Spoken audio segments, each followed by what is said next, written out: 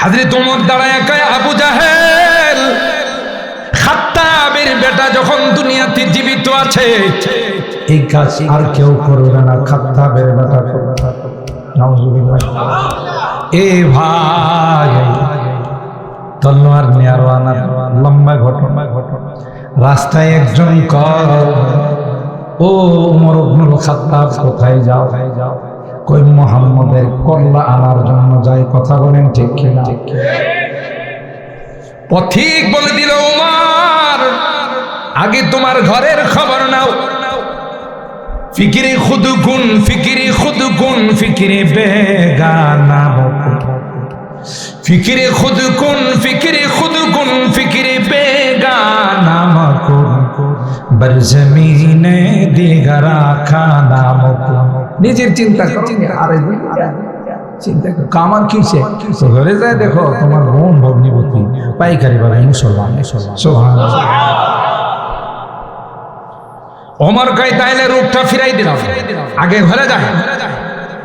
লম্বা ঘটনা কাট করে বলতেছি, ঘরে বোন এবং বোন জামাইকে শায়েস্তা করার জন্য যখন ঘরের কাছে গেছে, দূরের থেকে একটা আওয়াজ, হযরত ওমরের কানের মধ্যে পৌঁছে। ওইটা দুনিয়ার কোন রাজা বাদশাহদের আওয়াজ নয়, দুনিয়ার কোন শিল্পীদের আওয়াজ নয়, কোন গায়ক গায়িকার আওয়াজ।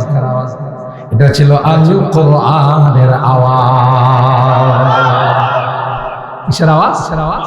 কোরআনের আওয়াজ। হযরত ওমর চুপচাপ দাঁড়িয়ে শুনলাম। আল্লাহ ডাক দেয়া কে, ওমর, এমন আওয়াজ তোমার কানে পৌঁছাই দিলাম, পৃথিবীর মধ্যে এত সুন্দর আওয়াজ আর হয় না। জিন জাতি আকাশ দিয়ে উড়ে যাচ্ছিল, আল্লাহর পয়গম্বরের কোরআনের তেলাওয়াতের আওয়াজ শোনার পর যাত্রা বিরতি করলো। যাত্রা বিরতি করে আল্লাহর পয়গম্বরকে বলেন, কুল উহিয়া ইলাইয়া আন্নাহু ইসতামাআ নাফারুম মিনাল জিন্নি ফাকালু ইন্না সামি'না কুরআনান আজাবা। যাত্রা বিরতি করে পয়গম্বরকে বললেন, মুহাম্মদ, জীবনে কত আওয়াজ শুনলাম, এত মধুর এত সুন্দর আওয়াজ জীবনে শুনলাম। সুবহানাল্লাহ। ইন্না সামি'না কুরআনান আজাবা ইয়াহদি ইলার রুশদি ফাআমান্না বি ওয়া লাম নুশরিকা বিরাব্বিনা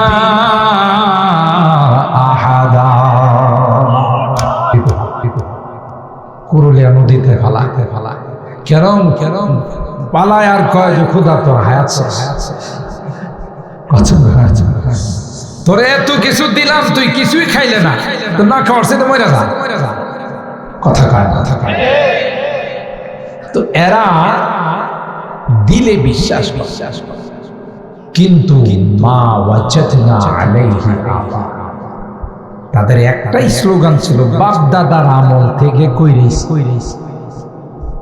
এখনো দেখবেন সমাজে এরকমের কিছু মুরব্বী আছে, যখন কোনো ফতোয়া মাসআলা হুজুররা ইমাম সাহেব কারে রাখেন, বাপ দাদার আমল থেকে কইরেছি, আপনি নতুন মাসলা লইছেন। কথা কয় না? এই স্লোগানটা কি ঠিক বলেন তো? এই স্লোগানটা দিত কারা? কাফের, মুশরিক। আমাদের দেশের একদল দাওয়াত তবলীগের সাথে আছে, সারা জিন্দেগি কইরেছি যেটা হিজেতেই থাকবো। কথা বলেন ঠিক কিনা? সঠিক হোক আর বেঠিক হোক, मुझे मानो तो जन्नत में जाओ, ना मानो तो जहन्नम में जाओ। এটা স্বঘোষিত বিশ্ব আমিরের কথা। স্বঘোষিত বিশ্ব আমির আপনারা ছিলেন না? मानो तो जन्नत में जाओ, ना मानो तो जहन्नम में जाओ। হের এক হাতে জান্নাত আর এক হাতে জাহান্নাম, এরকমের কিয়ামতের পূর্বে একজন আসবে, তার নাম হলো দাজ্জাল। যারা কয় আমারে মানলে জান্নাত, না মানলে জাহান্নাম, তাহলে বোঝা গেল দাজ্জালের খালাতো ভাই। কথা বলেন ঠিক কিনা? দাজ্জালের খালাতো। আরে জান্নাত জাহান্নামের মালিক কে? এই জাতীয় কথা বলতে নাই, যা আগে থেকে কইরেছি, সঠিক বেঠিক বুঝি না। ভাই আপনি এত বছর এত কষ্ট করছে, আর যারা তার অনুসারে এরা কয় আমাদের আমি সব যদি জাহান্নামে যাইতে কথা, জাহান্নামে তারে গাধা তুই এতদিন গাঁটটি বসকে দৌড়াদৌড়ি করছিস কি লাগে, জাহান্নামে যাবে কথা কয় না। তার বিরুদ্ধে বাতিল থাকবে, কিন্তু হক বিজয়ী হবে, তার মধ্যে কোনো সন্দেহ নাই। ইউরিদুনা লিইউতফিউ নূরাল্লাহি বিআফওয়াহিহিম ওয়াল্লাহু মুতিম্মু নূরিহি ওয়ালাউ কারিহাল কাফিরুন। আর হারাম হক আসছিল হযরত মুসা পয়গম্বরের সুরত নিয়া, বাতিল আসছে বিশ্ব সন্ত্রাস ফেরাউনের সুরত। কথা অকথ্য নির্যাতন করেছে হযরত মুসা পয়গম্বরের অনুসারীদের উপর। ফেরাউন স্বপ্ন দেখল মিশর থেকে একটি আগুন বের হইয়া, ওই আগুনটা বাইতুল মুকাদ্দাস থেকে বের হইয়া মিশরে ঢুকছে। আগুনটা এতই শিক্ষিত, বাইসা বাইসা ফেরাউনের বংশধরের ঘরে ঢুকে, পাশি মুসা নবীর বংশধরের ঘর, একটার মধ্যেও ওই আগুনটা ঢুকে না। ফেরাউন স্বপ্ন দেখে যারা জাদুকর ছিল, যারা গণক ছিল, যারা কাহিন ছিল, যারা পণ্ডিত ছিল, তাদেরকে ডাইকে বলল এই স্বপ্ন দেখলাম। গণকরা বলল জাহাপনা, এটা বড় মারাত্মক স্বপ্ন। বনি ইসরাইল থেকে একটা সন্তান জন্ম নিবে, ওই সন্তানটা আপনার রাজত্ব যাওয়ার কারণ বনে যাবে। দেরি করে নাই, ফেরাউন ওজির নাজিরদেরকে ডাকলো, সবাইকে আহ্বান করে পরামর্শ করলো কি করা যায়। সবাই পরামর্শ দিল জাহাপনা, এখন থেকে বনি ইসরায়েলে যত ছেলে সন্তান জন্ম নেবে সবাই কচু কাটা দিতে হবে, মেয়েদেরকে আমাদের ঘরের চাকরানি বানাবো, ঘরের কাজের বুয়া বানাবো, আর ছেলেদেরকে পাইলে হত্যা করা রাষ্ট্রীয় আইন হয়ে গেল। তুমুল হত্যাকাণ্ড শুরু হলো। ওই মুহূর্তে মুসা পয়গম্বরের দুনিয়াতে আসার সময় হলো। যেখানে বাঘের ভয় সেখানে রাত ভয়, ঠিক কিনা বলে? আল্লাহ পাক হযরত মুসা পয়গম্বরের মাকে বলে দিলেন আনি খুযি ফিহি ফি তাবুতি ফাকলি ফিহি ফিল ইয়ামি ফালইউলকিহিল ইয়াম ফালইউলকিহিল ইয়ামু বিসাহিল ইয়াখুযুহু আদুউল লি ওয়া আদুউল লা ওয়া আলকাইতু আলাইকা মাহাব্বাতাম মিন্নি ওয়া লিতুসনা আলা আইনি। এ মুসলমান, সন্তান প্রসব করার সাথে সাথে সন্তানটাকে তোমার ঘরে রাখো না। কোরআনে কয় সাথে সাথে একটা বাঁশের বাক্সের ভিতরে ঢুকাইয়া সন্তানটাকে সমুদ্রের মধ্যে ফেলে দিও, সন্তানটাকে দরিয়ার মধ্যে তুমি ভাসাই দিও। তোমার সন্তানের জিম্মাদার স্বয়ং আমি আল্লাহ। রাখে আল্লাহ, মারে আল্লাহ। জোরে বলেন ঠিক কি না? আল্লাহর হাবিবকে আল্লাহ জানাই দিলেন পয়গম্বর, যারাই আপনার বিরুদ্ধে ষড়যন্ত্র করবে, যারা আপনাকে জ্বালানোর চেষ্টা করবে, আমার কসম আপনি জ্বলবেন না, আপনার কিছুই করতে পারবে না। যারা জ্বালানোর চেষ্টা করবে ওরাই জ্বলে পড়ে ছাই হয়ে যাবে। जो जलाता है किसी को खुद जलता है जरूर, जो जलाता है किसी को खुद जलता है जरूर, शम्मा भी जल जाता है परवाना जल जाने के बाद, शम्मा भी जल जाता है परवाना जल जाने के बाद। अल्लाह अकबर। আয়না ঘর বানায়া গুম খুন করে টিকতে পারে না, কথা পায় না। রাগ করেন না, জুলুম আল্লাহ বরদাস্ত করতে পারে না। जो जलाता है किसी को खुद जलता है जरूर, शम्मा भी जल जाता है परवाना जल जाने के बाद। মোমবাতি দেখবে জ্বালাইলে পঙ্গপাল ছোট ছোট পোকাগুলো দেখবেন তার আশপাশে আসা পাগলের মতো পড়তে থাকে, আর মোমবাতি জ্বালায়া জ্বালায়া নিচে আধা পুর করে ভালো সবাই জ্বালায়া মোমবাতি থাকলে না হেও জ্বলে কথা বলেন না। জ্বালাইলে জ্বলতে হয়, কথা বলেন ঠিক কিনা? এক মাগে শীত যায় না, কথা বলেন ঠিক কিনা? দুনিয়ার নিজাম আল্লাহ। আর ভাইরা, হযরত মুসার মাকে আল্লাহ বলে দিলেন, মুসার মা টেনশন করার কোনো কারণ নাই, আমি আল্লাহ মুসার দায়িত্ব নেই। সুবহানাল্লাহ। আল্লাহর হাবিবকে আল্লাহ ডাক দিয়ে বলেন, পয়গম্বর গোটা বিশ্ব যদি আপনার বিরুদ্ধে চলে যা মনে রাখেন গো, আমি আল্লাহ আপনার সঙ্গে সঙ্গে। জোরে বলেন ঠিক না? जब हुस्न था उनका जलवा नुमा, अनवार का आलम क्या होगा, हर कोई फिदा है बिन देखे दीदार का आलम क्या होगा। अल्लाहु अकबर। যে নবীর নুরানি চেহারা দেখে ওমর ইবনুল খাত্তাব সিংহ মানব আবু জাহেল পার্লামেন্টে ঘোষণা দিল, যদি মুহাম্মদের কল্লা কেউ নিয়ে আসতে পারে তাকে 100 লাখ পুরস্কার দাও। আরো আসতে না হযরত ওমর দাঁড়ায় কয়, আবু জাহেল খাত্তাবের বেটা যখন দুনিয়াতে জীবিত আছে এই কাজ আর কেউ করবে না, খাত্তাবের বেটা করবে। নাউজুবিল্লাহ। এ ভাই, তলোয়ার নিয়ে রওনা, লম্বা ঘটনা। রাস্তায় একজন কয়, ও ওমর ইবনুল খাত্তাব কোথায় যাও?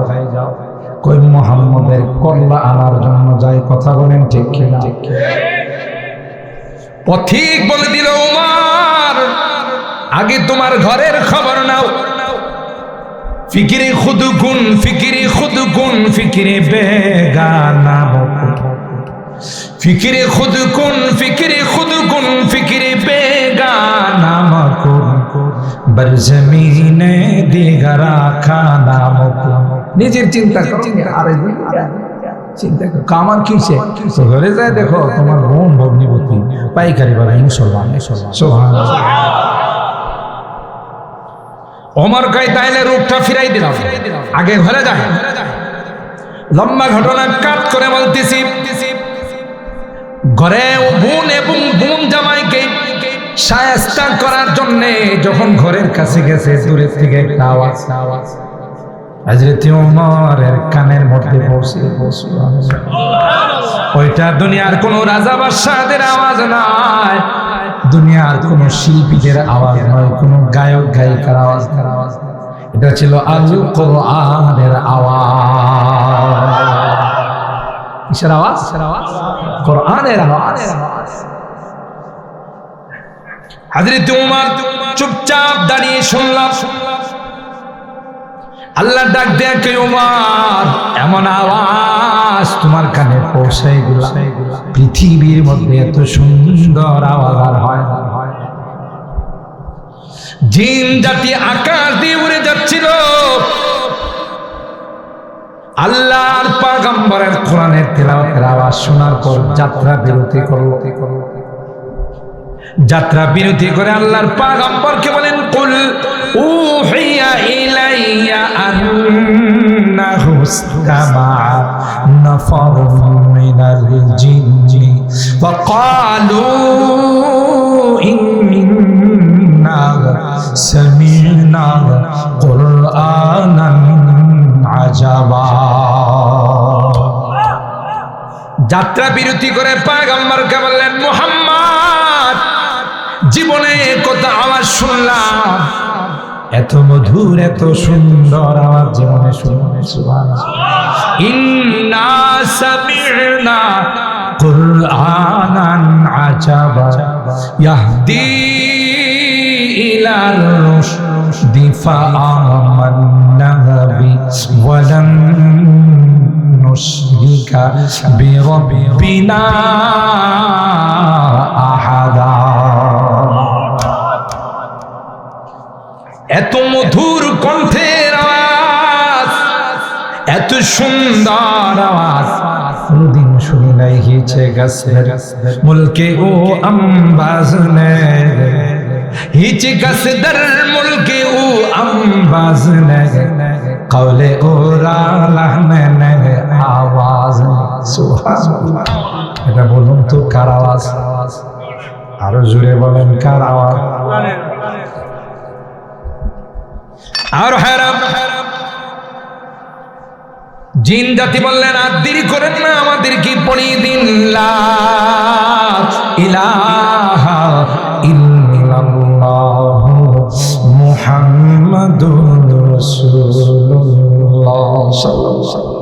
এরকমের কোরআনের আওয়াজ শোনার পর তিতাসপাড়া আলে ইহসান যুব সংগঠনের উদ্যোগে দেখবেন সকালবেলা কিছু বুদ্ধি জীব আছে, বুদ্ধি মানে বুদ্ধি জানোয়ার, জীবী না জানোয়ার, কথা কয় কিছু বুদ্ধি জানোয়ার আছে।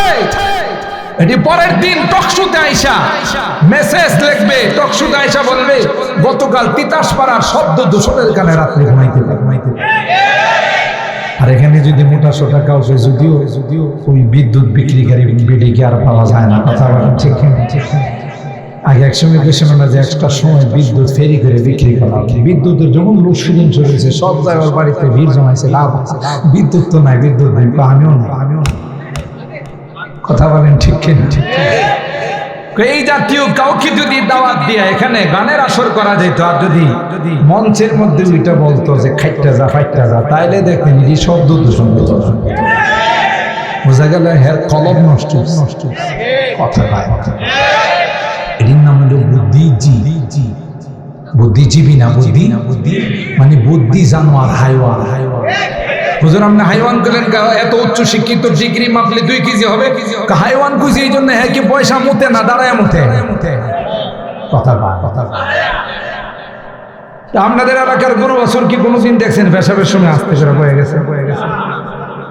কথা কয় না, দাঁড়ায় চালায়, ঘাস খাইতেছে, খের খাইতেছে, একারই কথা কয় যে আমি বাথরুমে যাইব, খানাটা একটু বন্ধ রাখি না, 2টা একসাথে চালা। এই রকমের কিছু জানোয়ার আছে না, বাথরুমে গিয়ে টানে আর সারে। মেড্ডাতে নাই, অন্য জায়গার কথা গেছে। হেরে জিজ্ঞাসা করলে কিরে তুই বাথরুমে যে টানছস কার, টান না দিলে ক্লিয়ার হয়। এরকমের কিছু জানোয়ার আছে না? শিক্ষা দীক্ষা কম আছে। আপনি এয়ারপোর্টে যান, হাইওয়ে রেস্তোরাঁগুলোতে যান, বসার অপশন হলো 1টা আর দাঁড়ানোর অপশন হলো 10টা। কথা কি ঠিক বললাম? তো এখানে মতো জিন জাতি এসে দাঁড়ায় পেশাব করে না, এই জাতীয় বুদ্ধিজীব যেগুলো আছে এগুলো করে, বুদ্ধি জানোয়ার গুলো এগুলো করে। এদের কোরআন ভালো লাগে না।